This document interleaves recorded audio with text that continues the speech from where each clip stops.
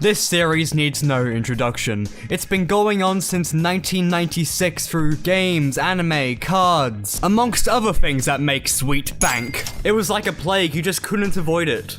Even if you've never played the games, you probably know a bit about it. Grandma could probably name a few Pokemon. I miss my husband. And with this immense success in basically every form of media, how could they capitalize on this further? By making a feature film. In this film, the all-powerful Mewtwo hates the entire world like any piece of living matter should. He sees humans and other Pokemon as weak, seeing the use of Pokemon by humans as slavery. Mewtwo will destroy any being that gets in his way to become the ruler of all Pokemon. So he invites a bunch of stupid kids to battle him and his clone Pokemon on an island. In this film, the tone is quite divorced from the Pokemon anime, and this is apparent right from the start with the mass amounts of murder that happens. You see, this film is all about death, baby. And it's completely justified because these people see Mewtwo as just a guinea pig. Then we see Giovanni's mistreatment of Mewtwo, furthering the anger and showing the reasoning behind his hatred of humans and fellow Pokemon. And all this leads into Mewtwo's questioning of free will. This whole sequence of events is probably the darkest part of the movie, and it does a good job at establishing Mewtwo and his views of the world around him.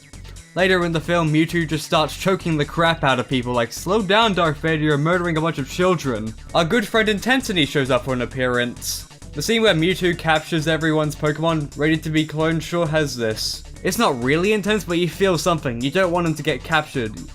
And you feel bad when he does, even though the Pokemon turn out fine. The cloning machine just takes a sample of their juices or something to make the clones. It's all good.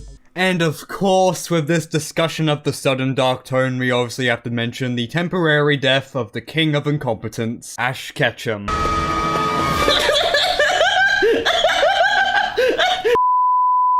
Now the setup to this is pretty good. He's sacrificing himself for his best friend. He would do anything to keep Pikachu safe. He wants to prove to Mewtwo once and for all that humankind really do care for Pokemon. But as we all know, the resolution to this scene is just incredibly dumb and contrived. Ash is brought back to life by the powers of salty liquids. Absolutely beautiful, 10 out of 10. Like, you had me at Pikachu crying, that was good, but when all the other Pokemon started crying, it just became cheesy, and I'm struggling to think of another way the scene could have gone that would have been better. Like, maybe all the Pokemon could have metaphorically joined hands, causing some life-saving energy beam to emanate out of all of them, reviving Ash. It's equally as contrived, but it's less cheesy than this.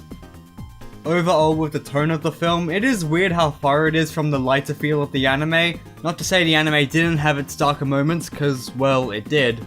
But it's not bad. It's not a completely jarring shift. But hold on, this film isn't all dead children. There is some light-hearted entertainment brought into this buffet, mainly served to you by Mew. Mew is just adorable. The windmill scene and the parts where it's trolling Team Rocket, it's just good, clean fun, and I like it. Team Rocket also brings a bit of fun to this film. Them as Vikings I found quite funny due to my weakness of silly voices, and the cheesiness of them saying "who's that Pokemon" when looking at the screen in Mewtwo's cloning lab.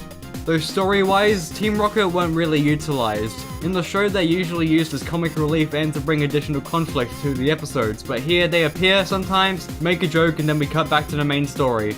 The jokes also seemed pretty out of place at points. Ash's love of Pokemon definitely shows in this film, proving to Mewtwo that humans and Pokemon can get along, even if it means him suffering from short-term death. Though this brave version of Ash keeps disappearing for a good while after the movie ends, probably forgot his bravery when he and the other people on the island were sent back in time. Brock and Misty didn't add all that much to the film. With Brock, he's the one who just tells the audience that the lady serving Mewtwo is the missing Nurse Joy, as if the audience couldn't tell. Now there's one scene in this film which I find kind of out of place, which is the brother my brother scene, showing the conflict between the real Pokemon and the clones.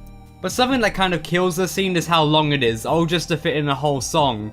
The song itself isn't really a problem, it sounds like something I would listen to. I have a bit of a soft spot for like late 90s alternative pop rock stuff, and thematically it fits in. But it didn't really have to go in the movie, it could have been saved for the ending credits, it just gave the movie an excuse to extend the scene. Speaking of music, I thought the compositions in this movie were really good. They gave me some Disney vibes, like the music that plays during the scene where everyone is trying to get to the island, it really fit that scene. The music in the brighter parts of the movies has emotion, a punch to it, and wasn't just mindless happy music. Not that I hate mindless happy music, cause you know, it's good. The opening scene with all the water and other moist things is pretty nice. The visuals and the oceanic sounds are pleasant. Yada yada, the opening is good, you get it. With the film's looks, it is pretty nice, from the bright outside scenes we see earlier in the film to the darker tones of metal we see throughout. Animation is smooth, there are some great shots in this film, such as the Dragonite delivering the letter, the way the water splashes, as well as the movements of Dragonite themselves. The mesh of colors in Mewtwo's lair I also find really nice. So yeah, this film, I like it a bunch.